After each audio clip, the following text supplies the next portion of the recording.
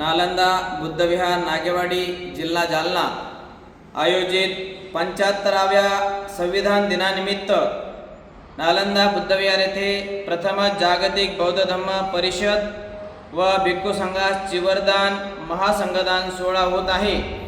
तर या प्रसंगी आपण सर्वांची उपस्थिती प्रार्थनीय आहे।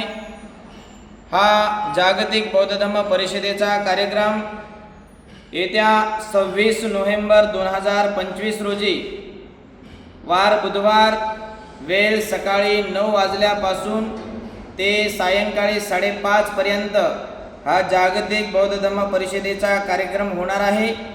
या प्रसंगी गुरुवर्य पूज्य भदंत अंगुलीमाल शक्यपुत्र महास्वामी यांचा जयंती महोत्सव, त्याचबरोबर भव्य अशा मुचलिंद नाग बुद्ध मूर्तीची प्रतिष्ठापना, पुस्तक प्रकाशन सोहळा व भिक्खू शिवली शक्यपुत्र यांचा थेरोपदाचा समारंभ आणि नालंदा धम्मज्ञान स्पर्धा परीक्षेचे बक्षीस वितरण अशा विविध कार्यक्रमाचे आयोजन या कार्यक्रमाच्या प्रसंगी आपण केलेले आहे।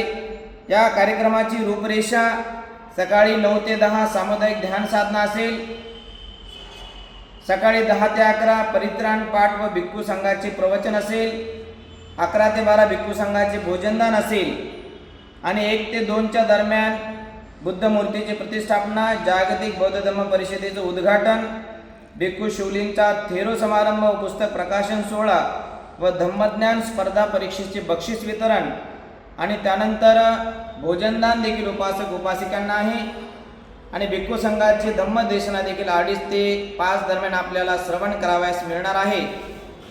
आणि सर्वात शेवटी भिक्खू संघास चिवरदान आणि महासंघदान देऊन आशीर्वादांती हा कार्यक्रम समाप्त केला जाणार आहे। या कार्यक्रमासाठी कार्यक्रमाचे उद्घाटक म्हणून आपण आनंदराज आंबेडकर साहेबांना आपण आमंत्रित केलेला आहे आणि हा सर्व कार्यक्रम पूज्य भिक्खू शरणानंद महास्वामी यांच्या अध्यक्षतेखाली होईल आणि या प्रसंगी जवळजवळ 100 भिक्षू या कार्यक्रमासाठी आमंत्रित आहेत।